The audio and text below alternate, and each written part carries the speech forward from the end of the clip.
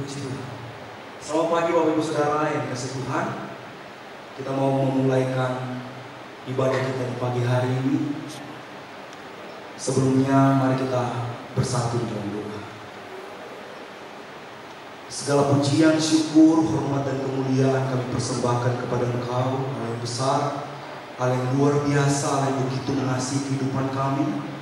Terima kasih buat kesempatan yang indah di pagi hari ini Tuhan. Tuhan boleh izinkan buat kami untuk menikmatinya Tuhan.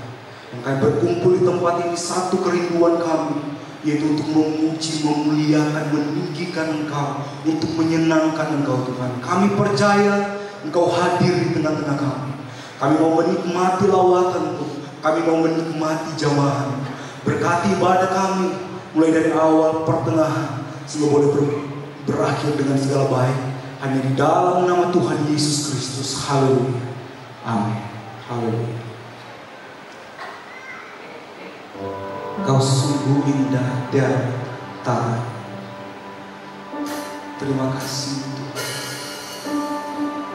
Haleluya. Kami kagum akan Engkau.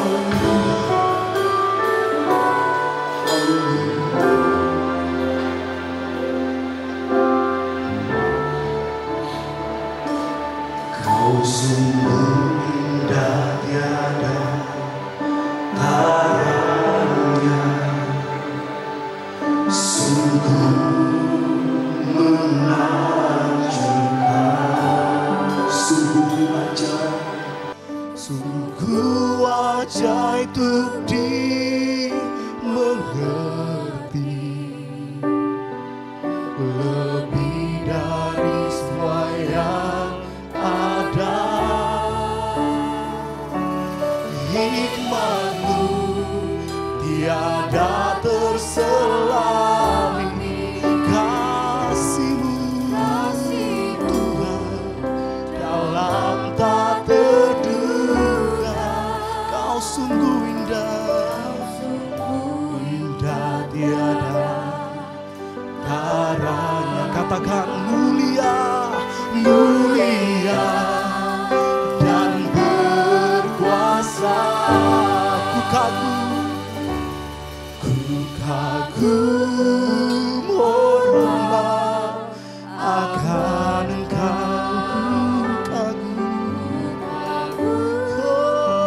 Hormat akan Engkau. Kau Allah yang layak dipuji. Ku kagum akan Engkau. Bapak Ibu, saya undang semua untuk bangkit berdiri. Kita naikkan pujian ini bersama-sama. Kau sungguh indah, sungguh indah tiada. Kami mengagumi Engkau Tuhan.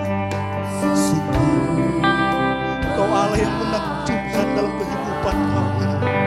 Sungguh ajaib, sungguh ajaib dimengerti, lebih dari semua, lebih dari semua yang ada. Katakan hikmat-Mu, hikmat-Mu tiada terselami, kasih-Mu dalam tak terduga. Kau sungguh indah, Kau sungguh indah tiada taranya, mulia dan berkuasa. Ku kagum hormat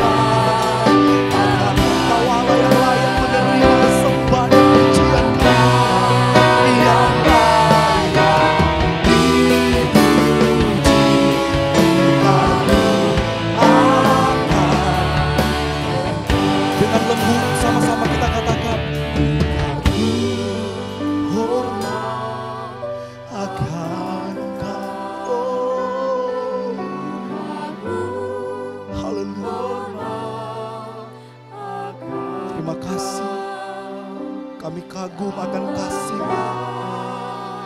Kami kagum atas setiap kebaikan Tuhan. Kami kagum atas setiap penyertaan Tuhan. Ku kagum, hormat akan Engkau.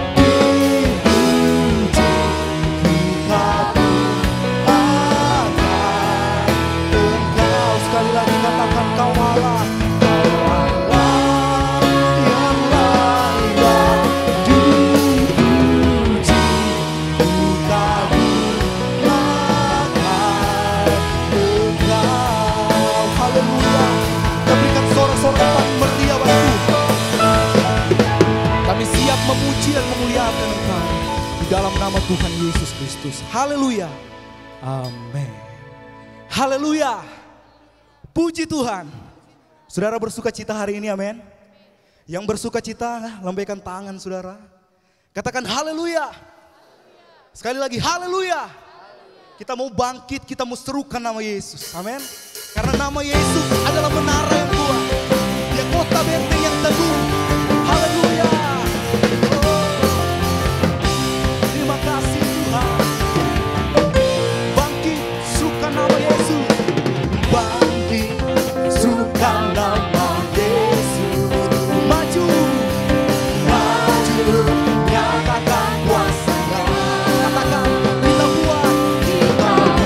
buat hidup kita, kalahkan hidup lainnya. Dengan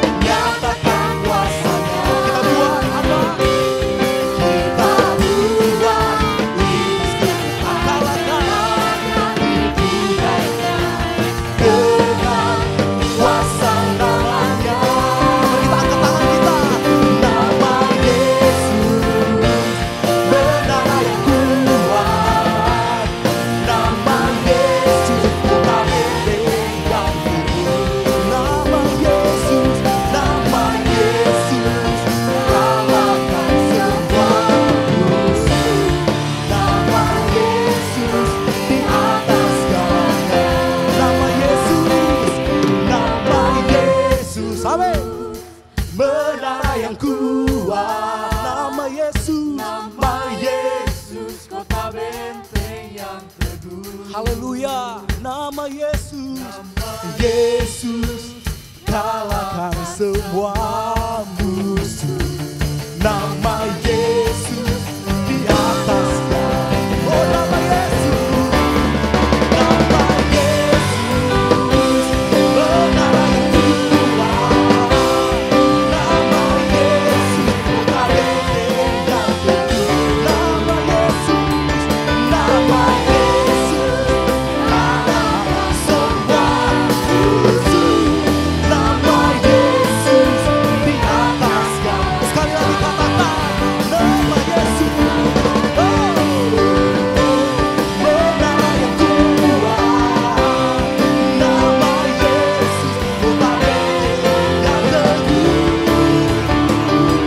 Nama Yesus kalahkan semua musuh. Nama Yesus di atas segalanya. Oleh karena Anda domba, oleh kesaksian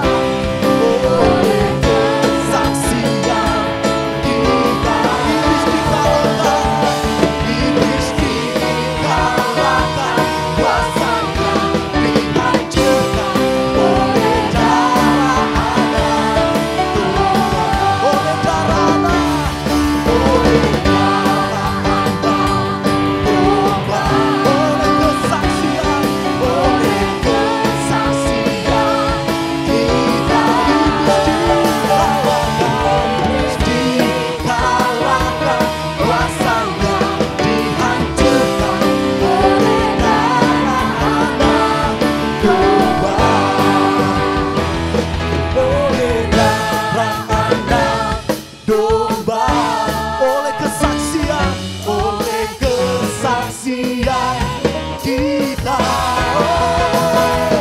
iblis dikalahkan, kuasanya dihancurkan oleh darah anak domba. Sekali lagi katakan, oleh darah anak domba, oleh kesaksian kita, iblis dikalahkan, kuasanya dihancurkan oleh darah anak domba. Oleh darah anak domba, oleh darah anak domba. Haleluya. Berikan sorak-sorak yang paling meriah bagi Tuhan kita. Haleluya. Puji Tuhan. Saya persilakan untuk duduk saudara. Kita siapkan hati kita. Kita mau dengarkan firman Tuhan. Haleluya. Kemanakah aku dapat pergi? Terima kasih Tuhan. Kau percaya setiap pujian kami boleh menyenangkan Engkau. Kau percaya Tuhan Engkau bertahta di setiap pujian yang dinaikkan umat-Mu Tuhan. Kami sudah mengalami kemenangan di dalam Engkau. Karena Tuhan begitu mengasihi kami. Kau begitu mencintai kami Tuhan. Itu sebabnya kami boleh ada sampai sekarang ini. Kami tahu semua karena anugerah Tuhan. Haleluya. Haleluya. Terima kasih Tuhan. Kemanakah aku dapat pergi? Kemanakah aku dapat pergi? Menjauhi roh-Mu yang suci, Kau sahabat dan Kau dekat, dan Kau dekat. Bahkan seluruh pengabdianku, bahkan seluruh pengabdianku tak bisa membalas kesetiaan-Mu. Sungguh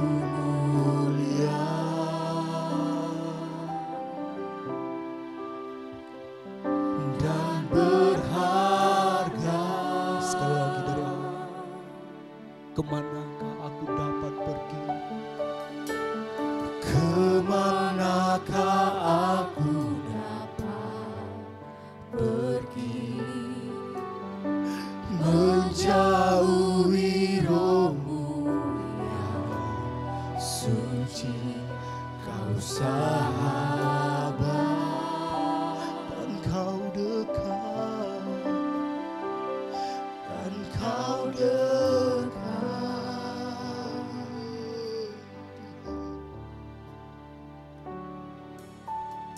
Bahkan seluruh pengabdianku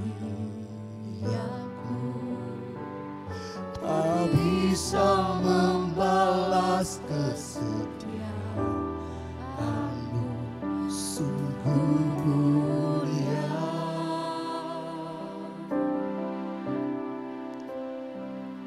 dan berharga, sungguh besar. Sungguh besar pengorbananmu bagiku, terlalu dalam untuk dimengerti. Sungguh besar.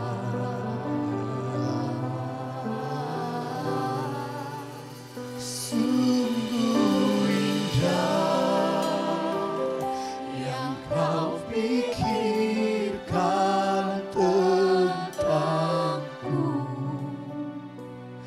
tak terselami bagiku.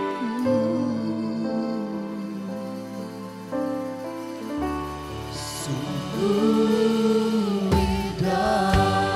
Bapak Ibu, saya undang untuk bangkit berdiri. Kemanakah aku dapat pergi? Kemanakah aku dapat pergi? Menjauhi rohmu yang suci, kau sahabat, oh Tuhan, dan kau dekat.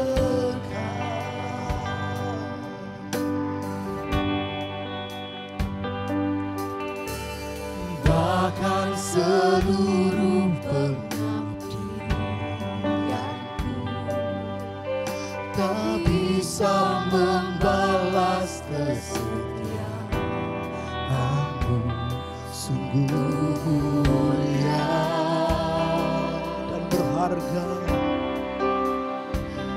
dan berharga, sungguh besar, sungguh besar pengorbananmu bagiku,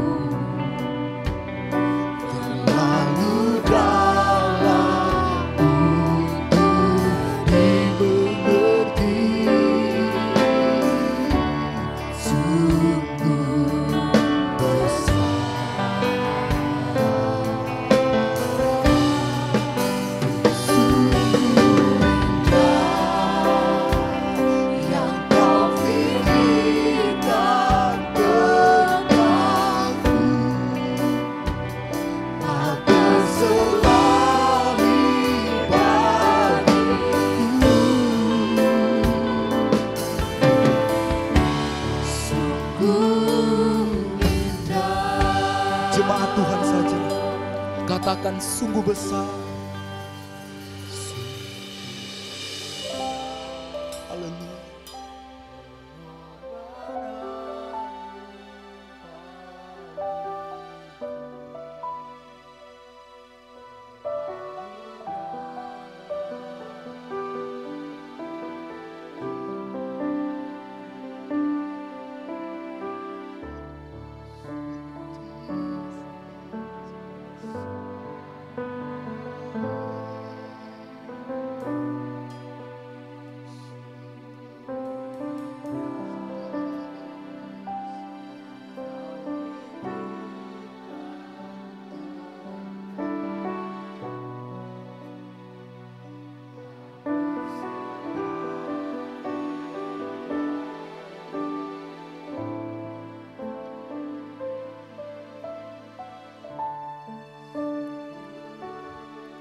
Sekali lagi, jemaat Tuhan saja.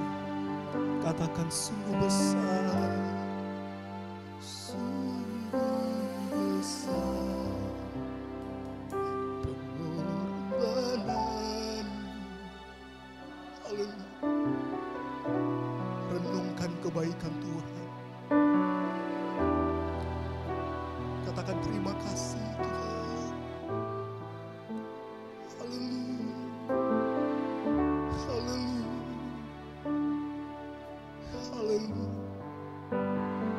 Haleluya.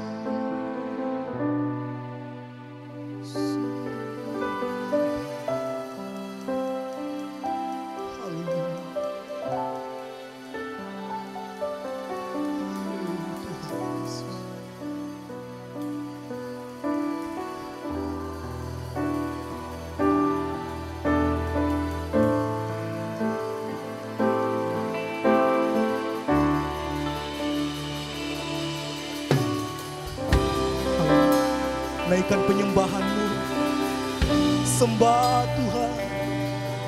Haleluya.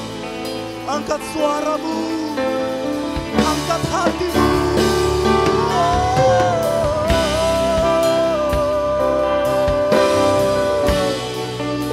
Haleluya.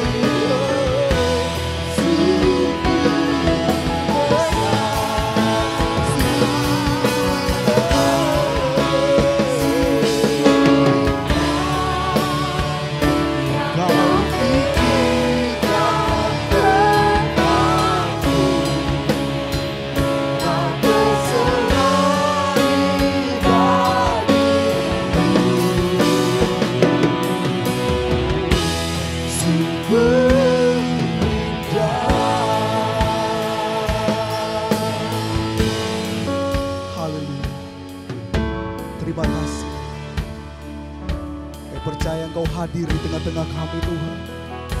Kami sudah memuji, memuliakan, membesarkan nama-Mu. Kami sudah menyembah Engkau. Kami percaya setiap pujian penyembahan kami boleh naik menyenangkan Engkau, menyenangkan hati. Kau saja yang ditinggikan, Engkau saja yang dimuliakan. Terima kasih Tuhan. Dan saat ini Tuhan, kami rindu untuk ditaburi oleh kebenaran firman-Mu. Itu sebabnya berbicaralah bagi kami semua pagi hari ini. Kuduskan, sucikan, layakkan kehidupan kami. Kami percaya urapan Allah Roh Kudus ada atas kehidupan kami. Terlebih hamba-Mu yang telah Engkau percayakan untuk menyampaikan kebenaran firman-Mu. Kami percaya tinggal dalam urapan yang daripada Tuhan. Sehingga setiap firman yang ditaburkan itu boleh tertanam di tanah hati yang baik. Bertumbuh berbuah untuk hormat kemuliaan bagi nama Tuhan. Terima kasih, kami mengucap syukur dan siap mendengarkan kebenaran firman-Mu hanya di dalam nama Tuhan Yesus Kristus. Haleluya. Amin. Penyertaan-Mu Tuhan, segalanya bagiku. Hadir-Mu di hidupku, terutama bagiku. Penyertaan-Mu Tuhan, segalanya bagiku. Hadir-Mu di hidupku, terutama bagiku.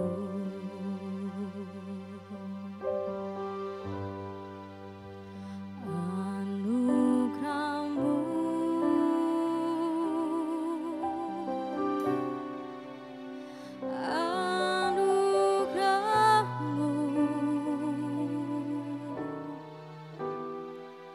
semua karena anugerah-Mu, bukan karena kekuatanku.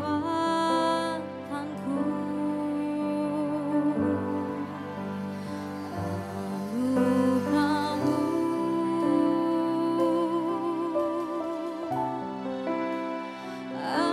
anugerah-Mu Tuhan, kasih dan sayang-Mu, sumber kekuatan bagiku.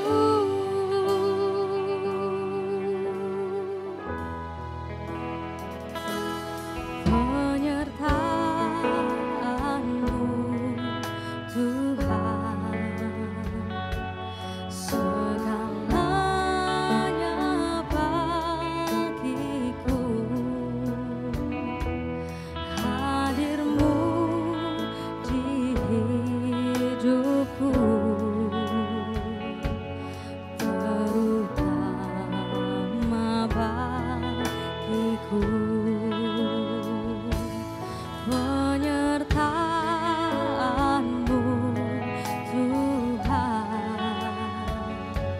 segalanya bagiku. Hadir-Mu di hidupku, terutama bagiku. Anugerah-Mu,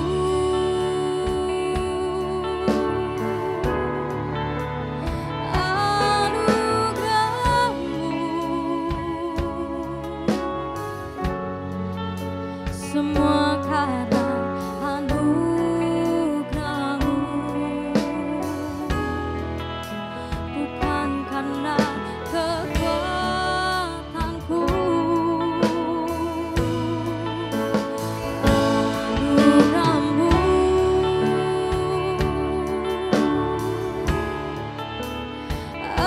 anugerah-Mu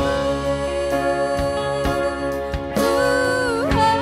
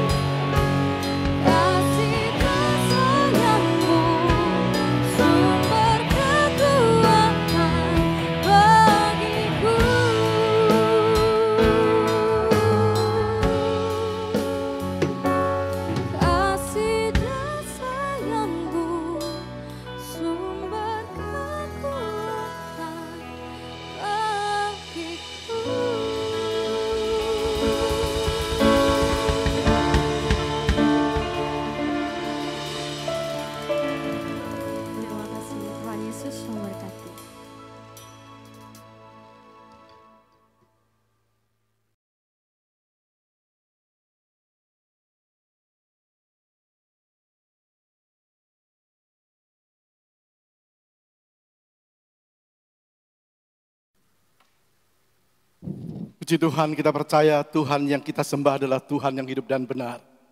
Dia ada bersama kita pada pagi hari ini dan siap memberkati kita. Segala hormat, kemuliaan hanya bagi Tuhan kita Yesus Kristus. Dia Tuhan segala Tuhan, Dia Raja segala Raja, dan Dia pasti datang kembali menjemput saudara dan saya dan semua orang yang terus mau menjadi pelaku firman-Nya. Tema khotbah hari ini Minggu 15 Januari 2023, disakiti tapi memberkati. Disakiti tapi memberkati. Apa artinya disakiti tapi memberkati? Artinya tidak membalas, malah memberkati. Aneh ya? Aneh? Tidak. Masa bisa? Bisa. Kita lihat filosofi pohon karet. Pohon karet. Apa yang paling berharga dari pohon karet? Betul, getahnya. Getahnya. Nah, untuk mendapatkan getahnya, maka pohon itu harus disayat. Harus disayat atau kalau bahasa kita dilukai. Dilukai atau disakiti. Dan kita bisa melihat hasilnya, manusia bisa menikmati, kita bisa menikmati hasil dari sayatan getah pohon karet tadi adalah karet yang diolah kemudian menjadi misalnya ban mobil, ban sepeda motor, ban sepeda, bola, sepak bola, melukan bola, dan sebagainya. Atau gelang karet. Nah, kita tahu bahwa pohon getah ini atau pohon karet ini tidak cukup dilukai cuma sekali, bahkan berkali-kali. Tiap kali diambil getahnya, ya disayat. Kita lihat filosofi tentang pohon karet ini.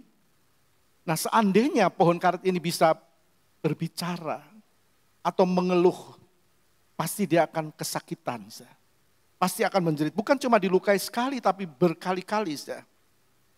Nah, begitu juga dengan hidup ini. Begitu juga dengan hidup kita. Hidup kita ini bisa melukai, menyakiti, menyayat hati orang lain. Atau orang lain melukai, menyayat hati kita. Nah, firman Tuhan berkata kepada kita, ketika kita dilukai atau disakiti, Tuhan ingin kita belajar melepas pengampunan.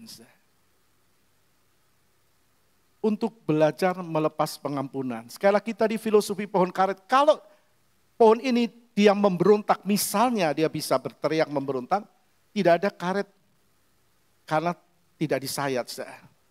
Nah, dari filosofi ini kita bisa melihat, Tuhan mau kita belajar melepas pengampunan waktu tersakiti.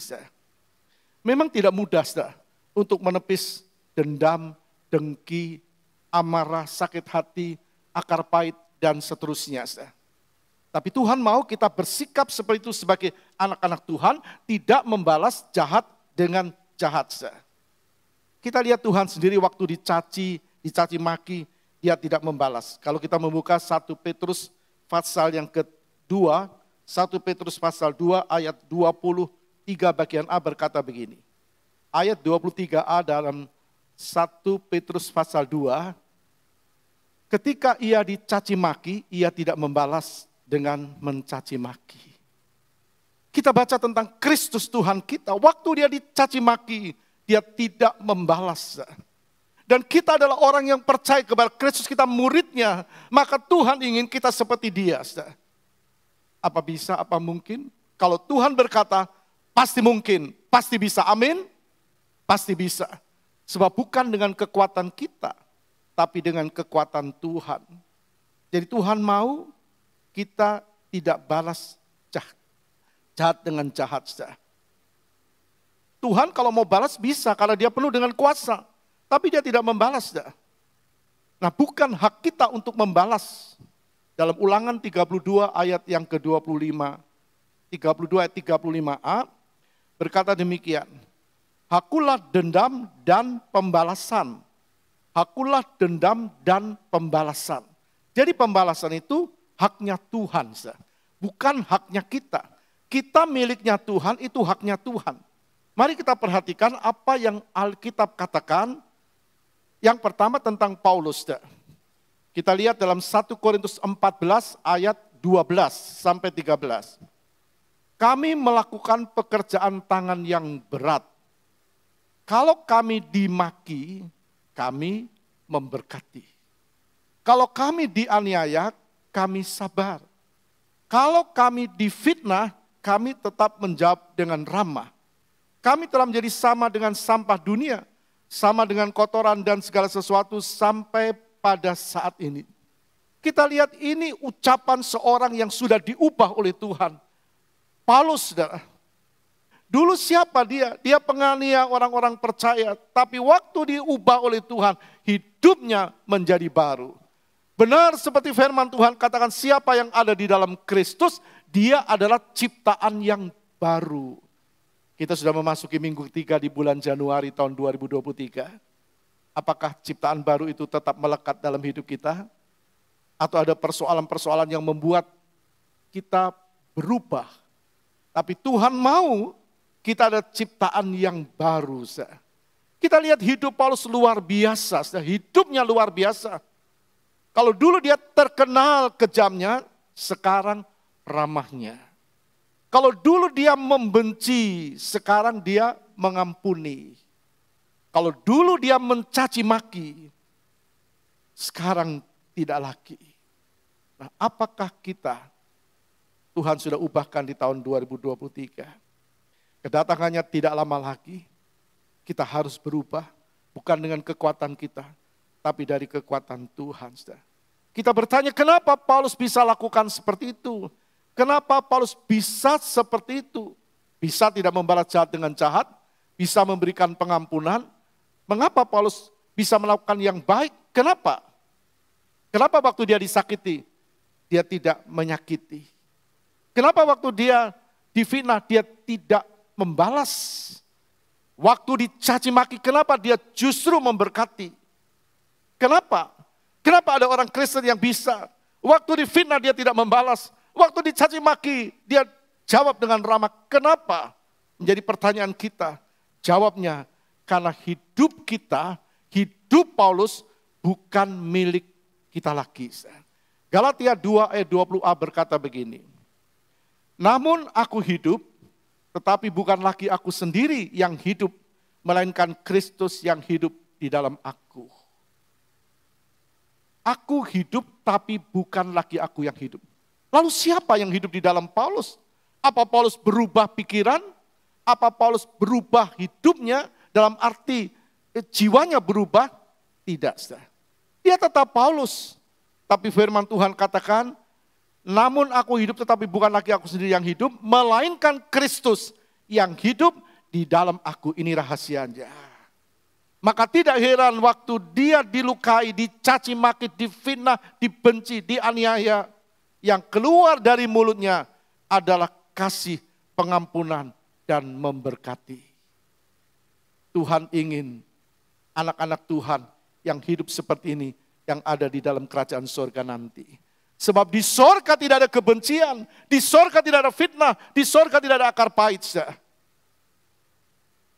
Kita lihat Paulus, dia mengembalakan jemaat Tuhan, dan lalu dia memberikan pengertian kepada jemaat. Ayat 14 kita baca.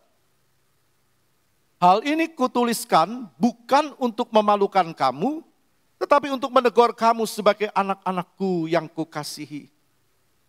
Jadi firman Tuhan berkata, berbahagialah orang yang mau ditegur oleh firman. Kalau Tuhan tegur saudara dan saya, kalau Tuhan tegur saya dan saudara, pagi hari ini kita akan berkata terima kasih Tuhan. Masih ada kesempatan aku memperbaiki diri sebelum engkau datang yang kedua kali. Paulus tegur jemaat di Galatia, dia tegur jemaat ini juga di Korintus dan sebagainya, supaya hidup dalam kebaikan, pengampunan, tidak hidup dalam kebencian, tidak hidup dalam akar pahit dan sebagainya. Tuhan juga tegur kita pagi hari ini. Tuhan peringatkan kepada kita dalam Matius 6 ayat 15. Matius 6 ayat 15 berkata begini. Tetapi jikalau kamu tidak mengampuni orang, Bapamu juga tidak akan mengampuni kesalahanmu. Tetapi jika kamu tidak mengampuni orang.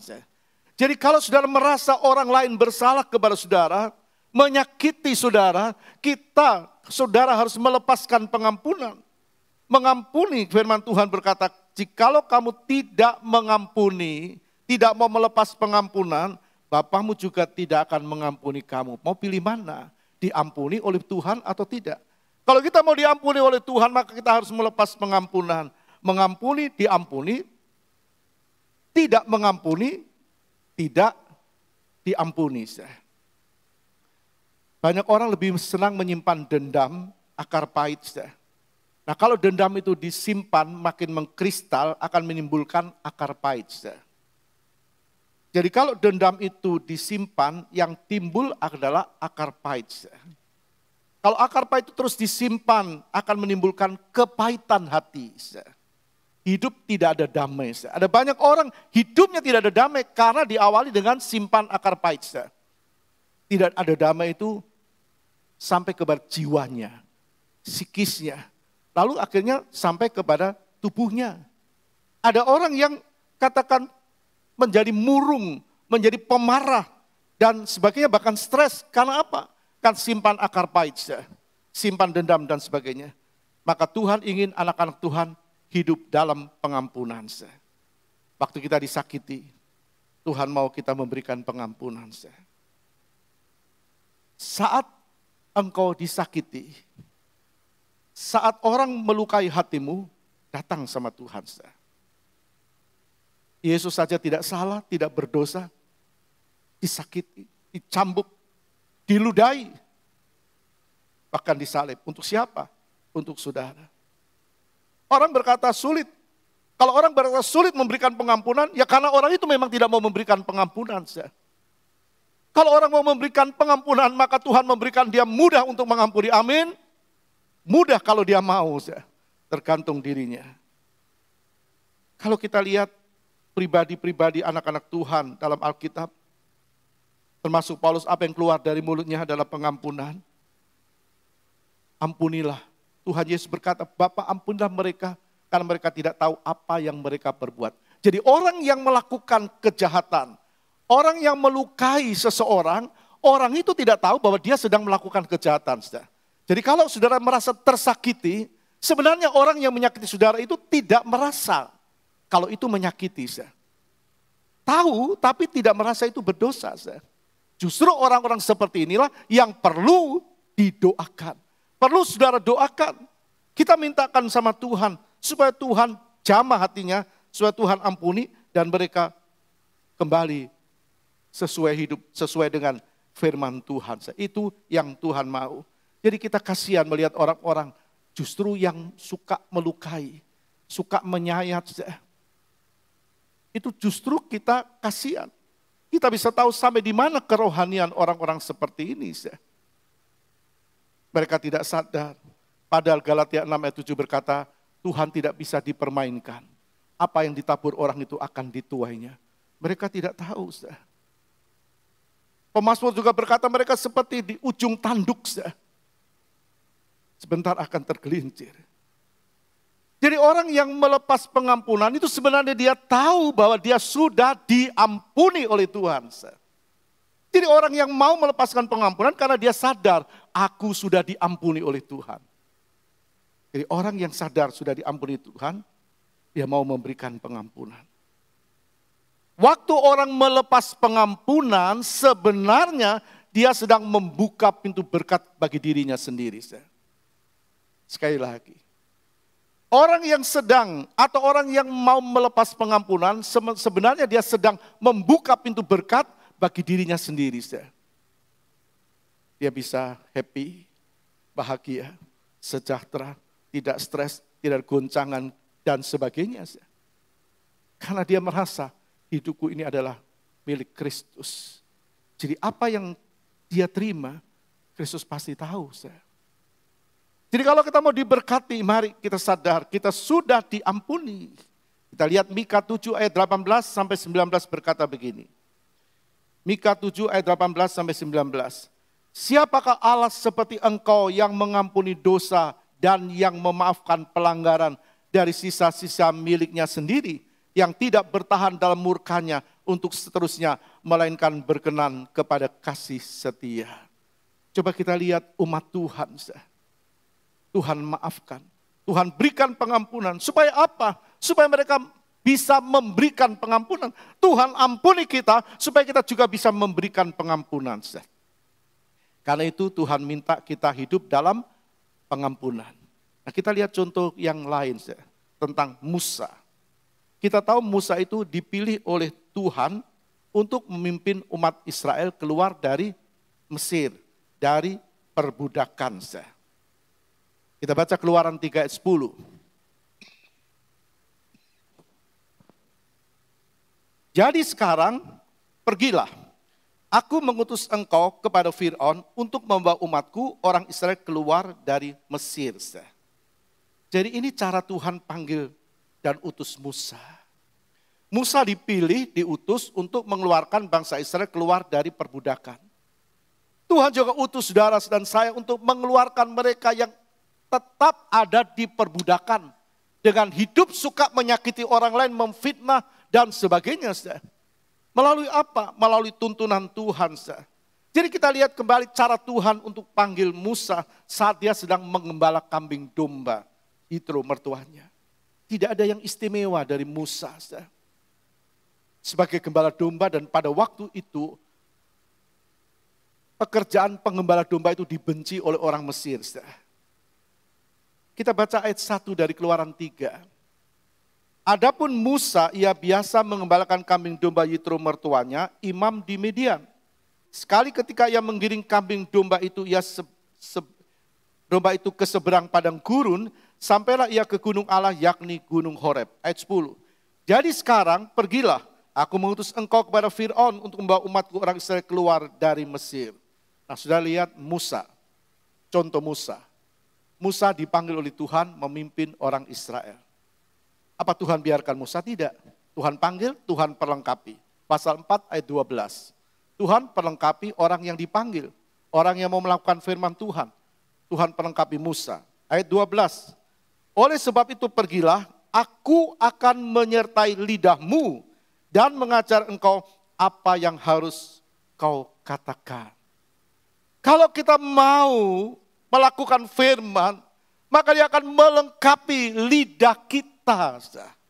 Lidah kita ini. Sebagaimana Musa, Tuhan berkata, aku akan menyertai lidahmu. Jadi lidah Musa disertai Tuhan, lidah saudara disertai Tuhan. Jadi apa yang Musa ucapkan sesuai dengan perkataan Tuhan. Apa yang kita ucapkan sesuai dengan firman Tuhan. Amin. Mari tepuk tangan bagi Tuhan. Tuhan sertai lidahnya Musa. Maka tidak heran waktu Musa tersakiti, justru dia memberkati. Jadi enggak heran kalau orang disakiti bisa memberkati. Kan ini firman. Tidak heran kalau Musa tersakiti dia bisa memberkati. Keluaran 17 ayat 4. Lalu berseru-serulah Musa kepada Tuhan, katanya, apakah yang akan kulakukan kepada bangsa ini? Sebentar lagi mereka akan melempari aku dengan batu. Nah, kita lihat Musa dipanggil Tuhan. Diberi kelengkapan, lidahnya disertai Tuhan. Jadi waktu Musa alami bangsa Israel memberontak, menggerutu, mengatakan, Musa engkau membawa kami keluar dari Mesir supaya kami mati di padang gurun. Apakah tidak ada cukup kuburan di Mesir? Kami lebih baik pulang, ada makanan-makanan berlimpah di Mesir. Musa dia tanya sama Tuhan, Tuhan ini aku engkau yang utus aku bukan? Aku milikmu. Ini yang saudara harus lakukan. Saudara tanya sama Tuhan waktu engkau alami, Tuhan ini aku, Tuhan ini aku. Tuhan gak tahan kalau kita mengatakan sama Tuhan. Jadi Musa ini mau dilempari batu oleh orang Israel. Mereka menyangka Musa ini berbuat jahat.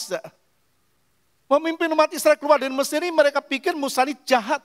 Padahal sebenarnya tidak. Karena mereka tidak mengerti. Nah ada orang-orang seperti ini. Gak ngerti, dibawa ke bala yang rohani, dikira berbuat yang tidak baik. Ini seperti orang Israel. Mungkin orang katakan sok suci, kamu sok pintar dan sebagainya. Padahal tujuan Musa bawa orang Israel keluar dari Mesir. Itu maksudnya Tuhan. Tapi mereka menyangka Musa menyakiti mereka. Musa berbuat jahat terhadap mereka, lalu mereka menggerutu menyakiti Musa. Keluaran 16 ayat 2. Di padang gurun itu bersungut-sungutlah segenap jemaat Israel kepada Musa dan Harun. Segenap jemaat Israel kepada Musa dan Harun. Dan berkata kepada mereka, kalau kami mati tadinya di tanah Mesir oleh tangan Tuhan, ketika kami duduk menghadapi kuali berisi daging dan makan roti sampai kenyang, sebab kamu membawa kami keluar ke padang gurun ini untuk membunuh seluruh jemaah ini dengan kelaparan. Apa benar? Kalau Musa dia tahu, tidak benar, aku justru disuruh Tuhan. Kalau Musa tidak disuruh Tuhan, Musa tidak akan membawa umat Israel keluar dari Mesir. Dia tidak akan menghadap Fir'aun, tapi dia disuruh Tuhan. Apakah Tuhan membuat kelaparan orang Israel? Tidak mungkin. Tidak mungkin. Jadi orang yang rohani yang benar-benar menerapkan firman Tuhan tidak akan kelaparan secara rohani. Tapi orang Israel tidak mengerti. Ada orang-orang di sekeliling kita nggak tahu, nggak mengerti, lalu hidup dalam kebencian, akar pahit, fitnah, dan sebagainya. Jadi mereka memfitnah Musa, kembali kita lihat bangsa Israel. Apa Musa membalas? Apakah Musa membalas? Tidak. Justru Musa minta petunjuk Tuhan. Supaya dia tidak salah langkah. Tuhan, sebentar lagi mereka akan melempari aku dengan batu. Coba kita bisa bayangkan. Tuhan yang utus Musa. Diutus sedang mengembalakan kambing domba. Tuhan yang pilih saudara. Lalu kemudian Tuhan bekali Musa. Musa jadi alatnya Tuhan. Nah sekarang orang Israel mau melempari Musa dengan batu. Apa Tuhan bisa diam? Apa Tuhan terima? Enggak. Begitu juga dengan kita. Tentu Tuhan tidak akan terima dengan perlakuan yang tidak benar sesuai firman Tuhan. Tapi kita lihat kembali dalam sosok Musa, dia disakiti tapi memberkati. Waktu orang menyakiti kita, apa kita minta hikmat Tuhan? Tuhan tanya, kita tanya sama Tuhan, Tuhan tolong saya Tuhan. Apakah sampai di situ atau kita mulai menyusun strategi untuk membalas jahat dengan jahat? Kita bilang nanti ya, tunggu waktu ya. Kalau waktunya tiba, awas ya. Apa kita seperti itu atau seperti Musa?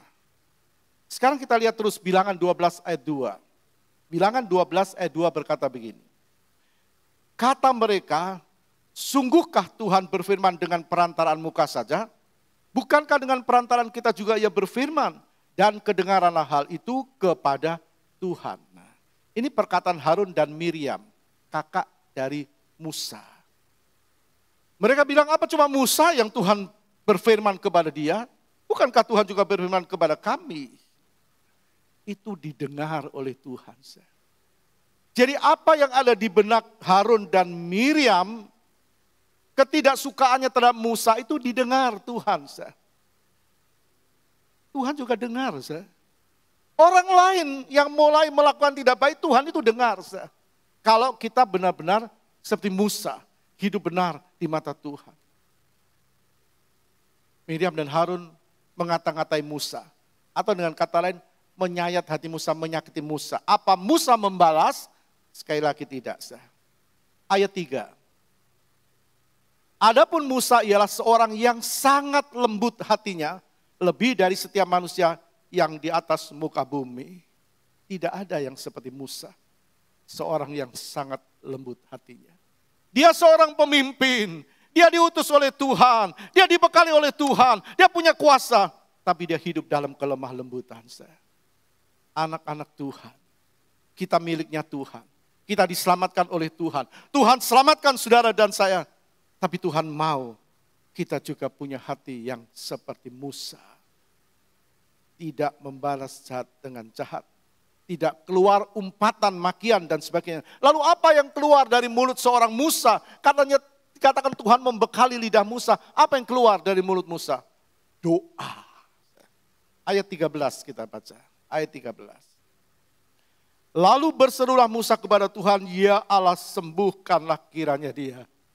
Luar biasa Musa Dia disakiti, tapi dia memberkati, dia mendoakan, Tuhan sembuhkan dia. Apa mustahil? Tidak. Kalau kita mau tidak mustahil, kita tahu nyiru ini sedang diputar, Tuhan akan pilih gandum yang berisi. Anak Tuhan yang rohani, itu yang sedang dipilih Tuhan. Oleh karena itu mari kita jadi anak Tuhan yang rohani. Sekali lagi, kenapa Musa bisa memberkati di saat tersakiti? Kenapa? Karena Musa tahu hidupnya ada di dalam tangan Tuhan. Kita juga bisa mendoakan, memberkati, mengampuni. Kalau kita tahu hidup kita ada dalam rencana Tuhan, amin. Kalau hidup kita ada di dalam tangan Tuhan. Kita lihat Musa ini hidup karena kemurahan Tuhan. Ayat 3 dari Keluaran pasal 3. Tetapi ia tidak dapat menyembunyikannya lebih lama lagi. Sebab itu diambilnya sebuah peti pandan, dipakalnya dengan gala-gala dan tir. Diletakkannya bayi itu di dalamnya dan ditaruhnya peti di tengah-tengah Teberau di tepi sungai Nil. Jadi ini Musa.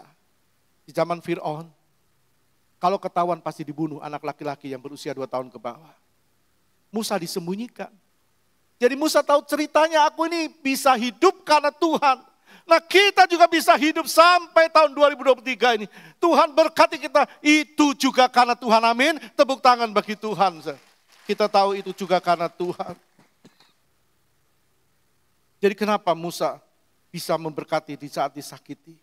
Karena dia nyadari hidupku karena kemurahan Tuhan. Coba kita flashback kembali di tahun 2022. Apa yang kita terima dari Tuhan? Sakit disembuhkan, susah dihiburkan, lemah dikuatkan, alami problem diberi jalan keluar. Membuat kita sadar hidupku karena kemurahan Tuhan. Musa juga diluputkan dari bahaya oleh Tuhan. Ayat 15 dari Keluaran 2. Ketika Fir'aun mendengar tentang perkara itu, dicarinya ikhtiar untuk membunuh Musa. Nah, waktu Fir'aun tahu apa yang dilakukan Musa, membunuh orang Mesir, menolong orang Israel. Musa lari, lalu Fir'aun berikhtiar untuk membunuh Musa. Jadi kembali lagi, Tuhan selamatkan Musa, Musa tahu hidupnya dalam tangan Tuhan.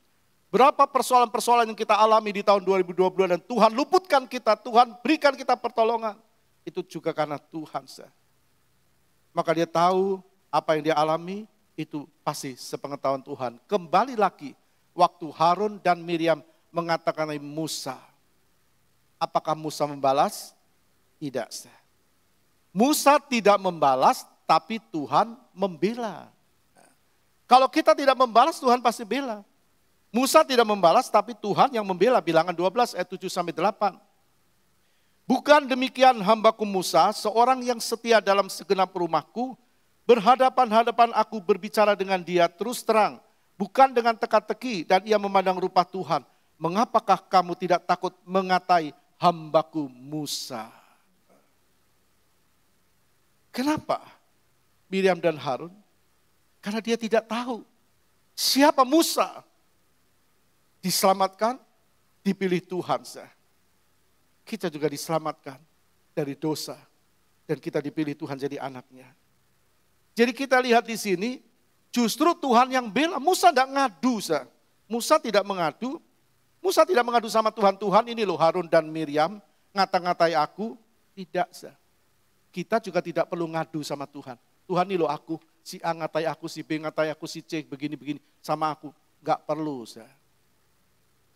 Waktu mereka mengata-ngatai, Tuhan tahu, Tuhan dengar, Tuhan pasti bela kalau hidup kita benar di mata Tuhan. Musa tidak minta pembelaan Tuhan, tapi Tuhan yang membela Musa. Musa disakiti, Tuhan bilang ini hambaku yang setia. Jadi orang yang setia, yang jadi pelaku firman, kalau dia tersakiti, sama dengan orang itu menyakiti Tuhan. Orang yang menyakiti seseorang itu, sebenarnya dia sedang menyakiti Tuhan. Maka tidak heran, kalau Musa tersakiti, maka Tuhan merasa tersakiti, lalu Tuhan membela Musa. Nah begitu juga dengan kita. Kalau kita sadar, kita hidup karena kemurahan Tuhan. Maka kita harus melepaskan pengampunan. Mungkin orang bertanya, berapa kali ya harus melepas pengampunan? Apa cuma 2 kali saja ya? Karena kalau 3 kali dia keenaan terus-terusan dia berbuat salah. Tuhan tidak bilang, katakan berapa kali waktu Petrus tanya, Tuhan bilang 70 kali 7. Tapi Tuhan bilang begini, jangan membalas jahat dengan jahat. Titik. Jadi artinya setiap kali kita alami kejahatan, kita harus balas dengan kebaikan. Artinya setiap disakiti, harus memberkati. 1 Petrus 3 ayat 9. 1 Petrus 3 ayat 9. Janganlah membalas kejahatan dengan kejahatan atau caci maki dengan caci maki. Tetapi sebaliknya, hendaklah kamu memberkati. Karena untuk itulah kamu dipanggil, yaitu untuk memperoleh berkat. Semua mau terima berkat? Kalau semua mau diberkati Tuhan, Tuhan bilang, hendaklah kamu memberkati, melepaskan pengampunan. Kalau mau diberkati, biasanya ini daging pasti bilang kok enak ya. Dia sudah berkali-kali kok, awas nanti ya. Itu iblis yang bilang sama kita. Daging pasti tidak mau memberkati. Daging maunya laut mati, terima-terima tanpa mau memberi. Tidak mau memberkati, tidak akan diberkati. Ayat 10. Siapa yang mau mencintai hidup dan mau melihat hari-hari baik, ia harus menjaga lidahnya terhadap yang jahat dan bibirnya terhadap ucapan-ucapan yang menipu. Jadi tergantung kita. Siapa yang mau melihat hari-hari baik, siapa yang mau masa depannya baik, siapa yang mau diberkati Tuhan, siapa yang mau dituntun Tuhan, siapa yang mau dapat damai sejahtera dari Tuhan. Jadi itu tergantung kita. Kalau kita mau memberkati walaupun disakiti, maka kita akan melihat hari-hari baik. Tuhan yang punya hari baik itu. Tuhan akan berikan kepada seseorang masa depan kalau kita mau memberkati. Contoh yang ketiga kita lihat Ayub. Pasal 19 ayat 3. Ayub 19 ayat 3. Sekarang telah 10 kali kamu menghina aku, kamu tidak malu menyiksa aku. 10 kali. Tapi apakah Ayub membalas jahat dengan jahat? Tidak. Tapi ada orang Kristen baru 1 kali, bahkan baru setengah kali. Sudah mau balas jahat dengan jahat. Tuhan tidak mau itu. Itu tidak masuk di dalam keluarganya Tuhan. Ayub dicela, dihina, bahkan dihindari, sampai dilupakan oleh sahabat dan ditinggalkan oleh saudara-saudaranya. Dia tetap memberikan pengampunan. Kita baca ayat 14. Kaum kerabatku menghindar dan kawan-kawanku melupakan aku. Apakah kita pernah dilupakan oleh orang lain? Apakah kita pernah dihindari oleh kawan-kawan? Kaum kerabatku menghindar dan kawan-kawanku melupakan aku. Bahkan Ayub yang disebut orang yang baik, yang jujur, yang benar, setia sama Tuhan, pernah tidak dihormati oleh bawahannya. Kita lihat ayat 16. Ayat 16. Kalau aku memanggil budakku, ia tidak menyaut. Aku harus membujuknya dengan kata-kata manis. Coba bayangkan, seorang pimpinan, kata dia seorang bos, dia panggil bawahannya, gak nyaut. Mungkin gak dengar, ulang lagi.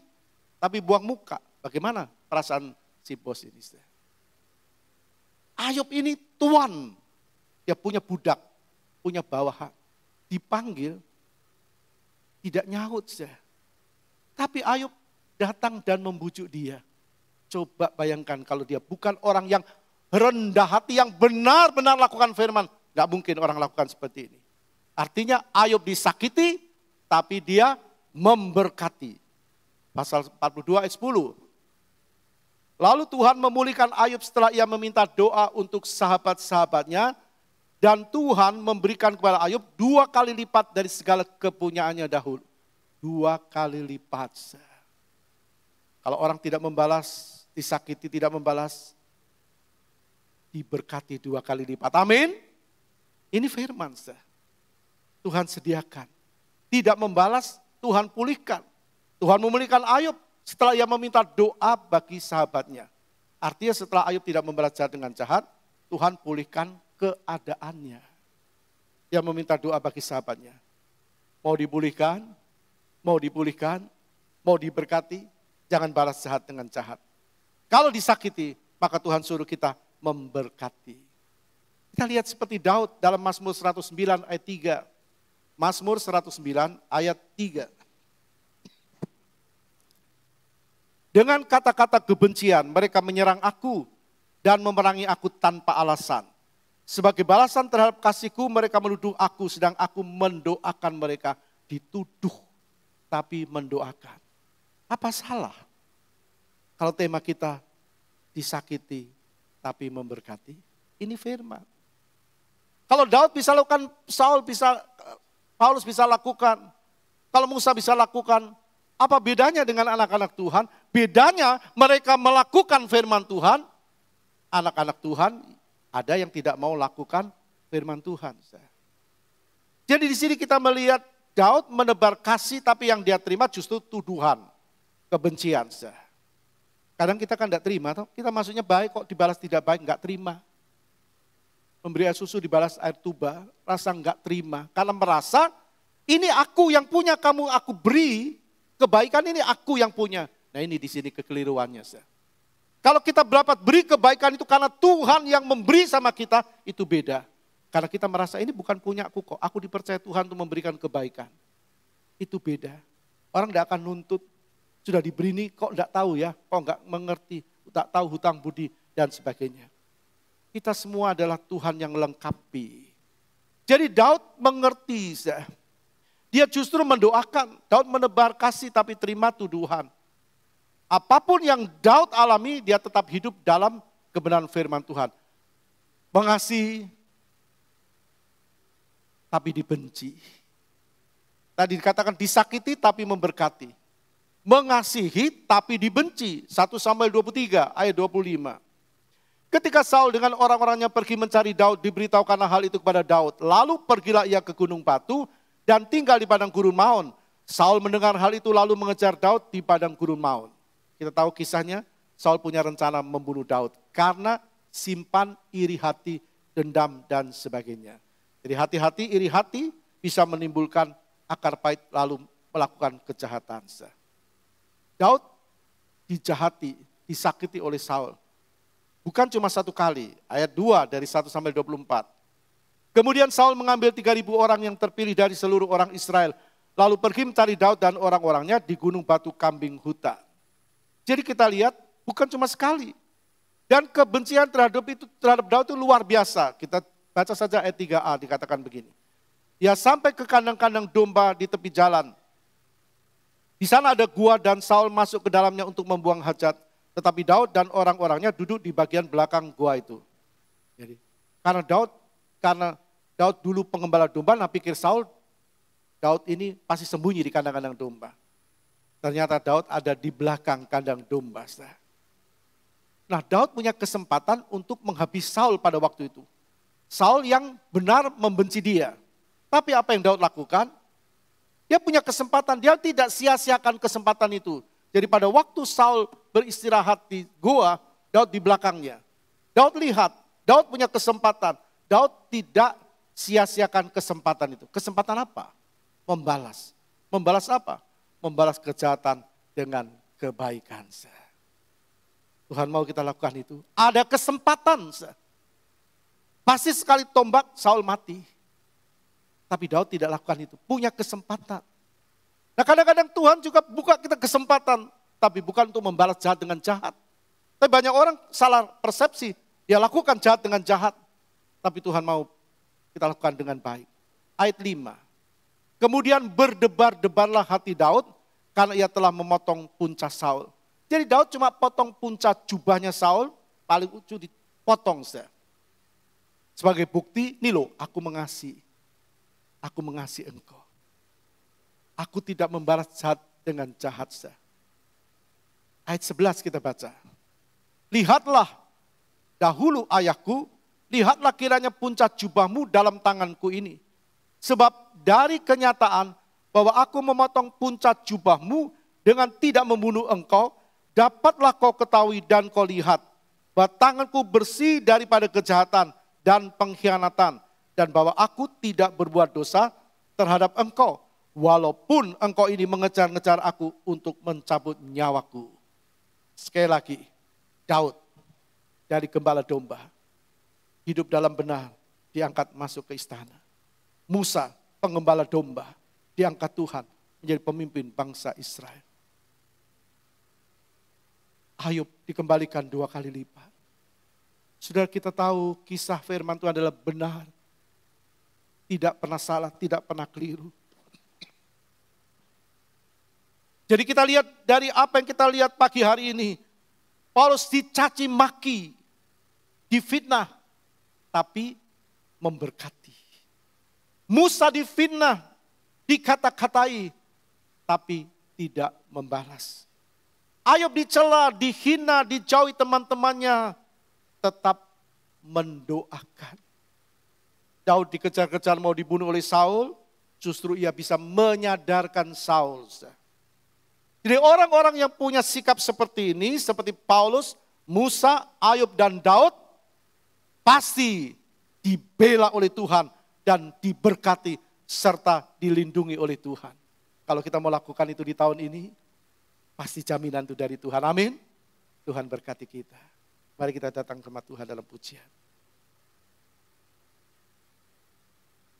Mengampuni, mendoakan, memberkati. Mengampuni, mendoakan, memberkati. Seperti Yesus mengampuni. Seperti Yesus mendoakan. Seperti Yesus memberkati. Ampuni, doakan, berkati. Mari kita bangkit berdiri. Mulai saat ini, kita mau terus melepaskan pengampunan, melepaskan kasih, melepaskan berkat. Ya pasti berkati kita sesuai dengan firman-Nya. Mengampuni, mendoakan, memberkati.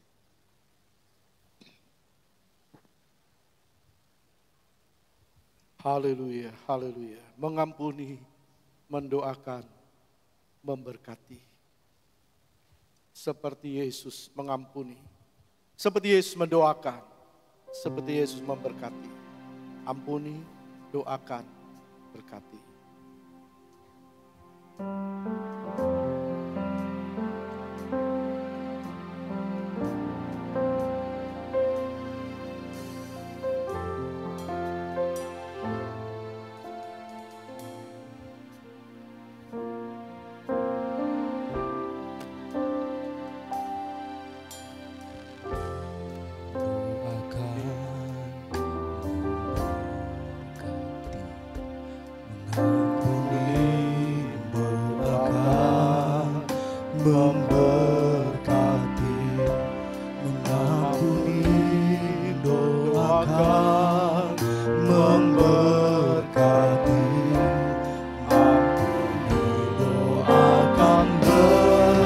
Mari semua nyanyikan pujian ini, mengampuni.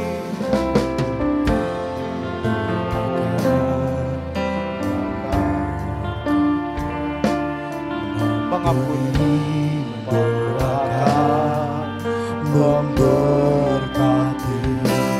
Mengampuni, mendoakan, memberkati. Ampuni, doakan, berkati.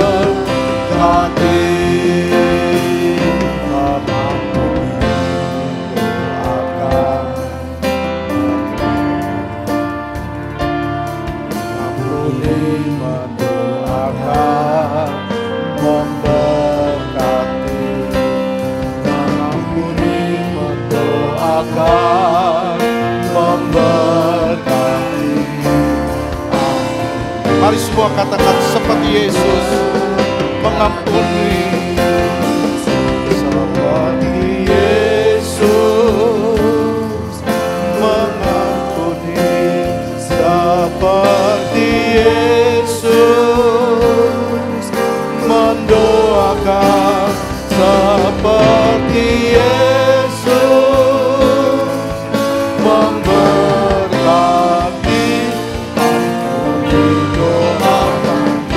Mari angkat tanganmu dan katakan seperti Yesus. Seperti Yesus. Mari angkat tangan kananmu. Dia lihat tangan kananmu yang terangkat. di hadapan Tuhan. Sebagai bukti Engkau mau mengampuni orang lain, mau memberkati orang lain. Sekali lagi angkat tangan kananmu, angkat tangan kananmu. Katakan mengampuni, memberkati, mendoakan memberkati. Kami seperti Yesus mengampuni, seperti Yesus mendoakan, seperti Yesus. Dia lihat kita pagi hari ini.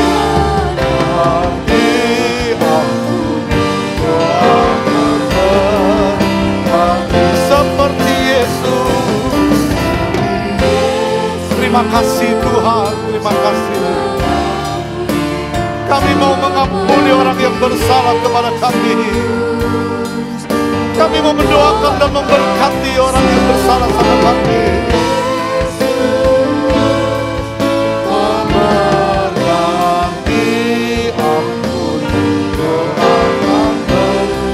Ibu Gembala berdoa seperti Yesus, seperti Yesus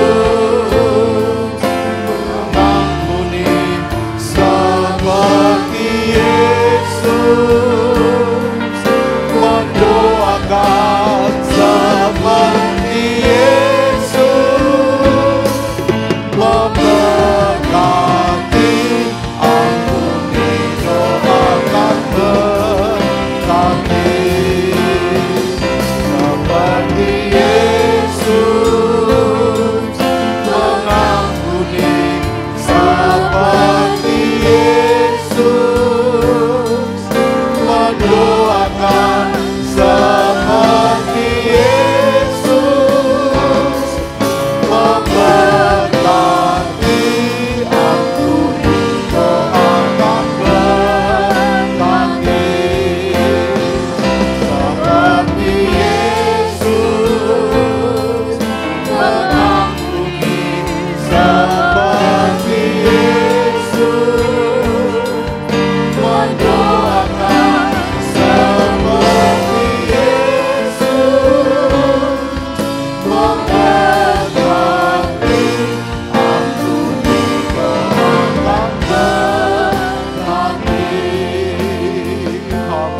Bapak Ibu Saudara, kita sudah mendengarkan firman. Haleluya, Firman Tuhan haleluya. bukan sekedar kita lihat, tapi mari pada pagi hari ini kita berpikir, kita melihat ke dalam hati kita, ke dalam diri kita masing-masing. Kita akan melihat sudahkah kita melakukan firman. Mari kita berpikir dan kita melihat ke dalam hati kita. Sudahkah kita melakukan apa yang Tuhan mau? Mulailah kita berpikir, mulailah kita bertindak, mengampuni, mendoakan. Serah disakiti oleh orang yang terdekat, serah disakiti oleh relasi dalam pekerjaan, serah disakiti oleh orang yang seharusnya mencintai Allah. Mari mulailah kita mendoakan mereka. Seperti Yesus, seperti Yesus mengasihi. Haleluya, haleluya,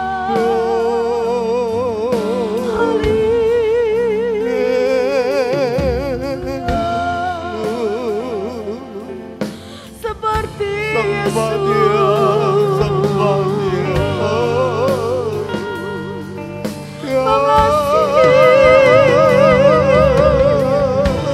sebut mereka dalam doamu, sebut mereka dalam doamu, berkati mereka, sebut namanya. Haleluya, haleluya,